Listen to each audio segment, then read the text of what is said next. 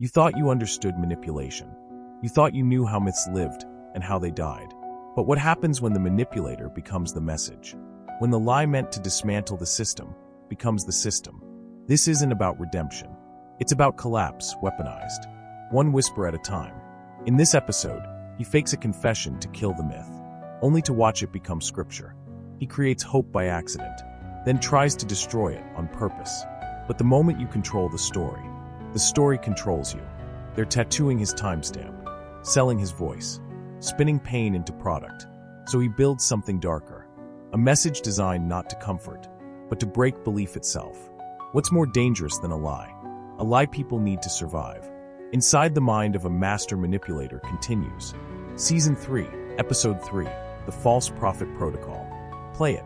If you're ready to meet the version of yourself that can't be comforted. If you think you've heard it all, you haven't. Hit follow on your favorite platform now, because the next story might just change the way you see everything. Don't miss a single twisted turn.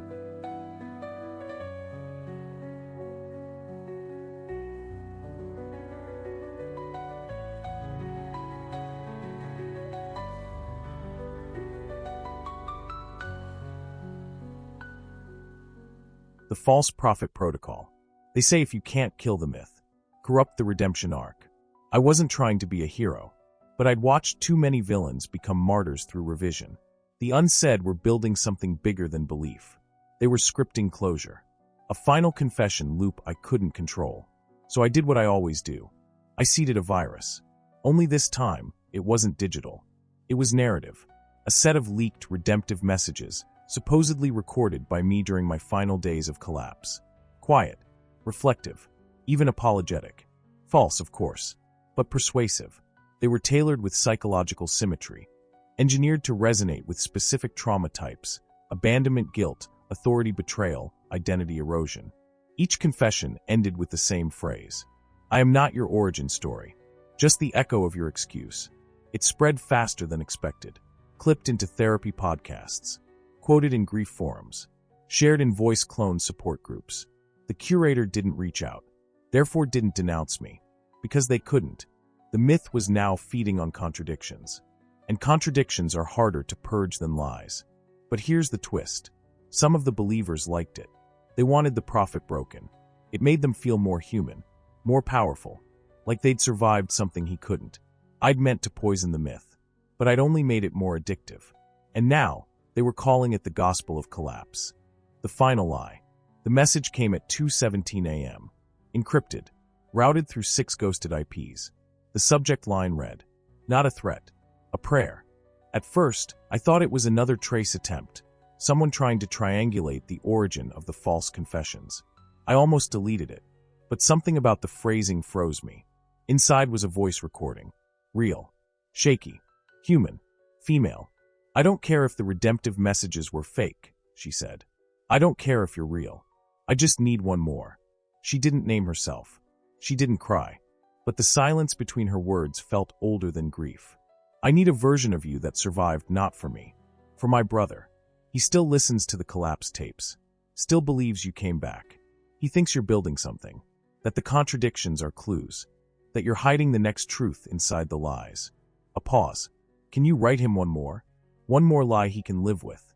I closed the file, not because I was disturbed, because I was tempted to answer, tempted to give her what she asked for. Not because she believed in me, but because I wanted to believe there was a version of me worth scripting back into existence. A false prophet can poison the doctrine, but a useful one? He becomes the final chapter. And I wasn't sure which version she needed me to be, only that I'd already started writing it. The lie that lives. I called it Echo/3. The voice clip was 47 seconds long.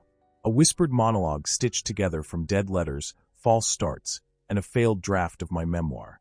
The tone was weary, gentle. The pacing slow. So slow that listeners would lean in, trying to catch the pauses between the pain. If you still hear me, it means the collapse didn't kill you. And if it didn't kill you, it means there's something in you worth surviving. No attribution. No file signature. No watermark. Just a timestamp burned into the metadata. 3 hours, 33 minutes, and 3 seconds. I sent it directly to her, encrypted again. No response. But then came the pattern.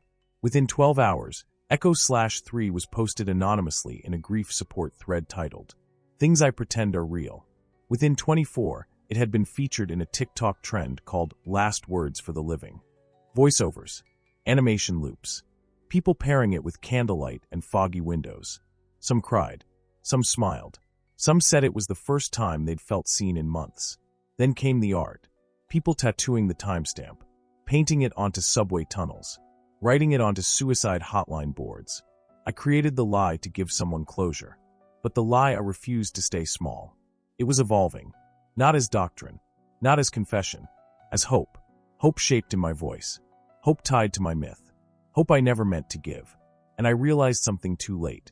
The lie wasn't theirs anymore. It was mine. The market of myth. It took exactly 4 days before someone tried to sell it. Echo/3, that 47-second whisper, was now being repackaged into NFTs, affirmation apps, spiritual merchandise. The timestamp, 3 hours 33 minutes and 3 seconds, became a design motif slapped across candles, mugs, bracelets labeled survivor gear. A popular YouTube therapist built an entire series around it called The Scarcity Signal, Healing Through Collapse. She sold journaling kits for $149.99. They called it ethical entrepreneurship. But to me, it was social manipulation with a luxury price tag. And then the unsaid snapped.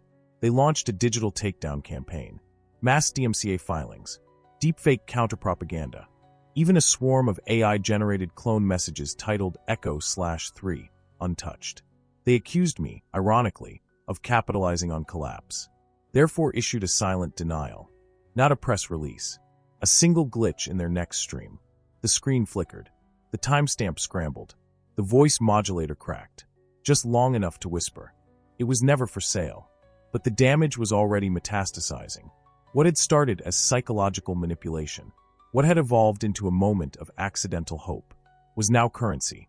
Market psychology turned grief into exclusivity. And I was no longer the architect. I was inventory. Just another voice in the scarcity ecosystem.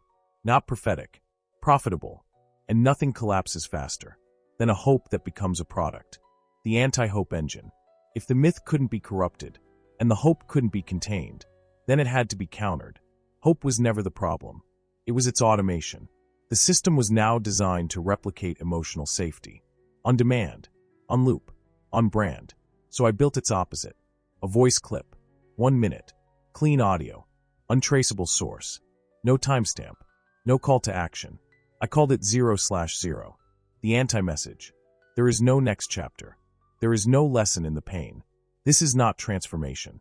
This is a mirror breaking over and over again. And no one is coming to pick up the shards. I released it silently into the feedback stream. No framing. No fake leak. Just presence. The response was instant.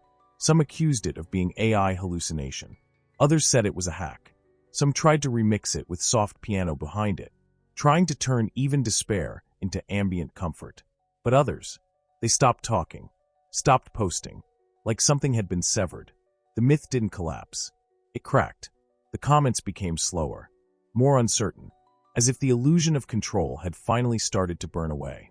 And in that silence, not grief, not confusion, but raw awareness. For a moment, the story stopped writing itself, and I could hear the truth breathing again. Not every ending is a revelation. Some are just endings, and for the first time in years, that felt like power. Real power. Because it wasn't influence. It was release.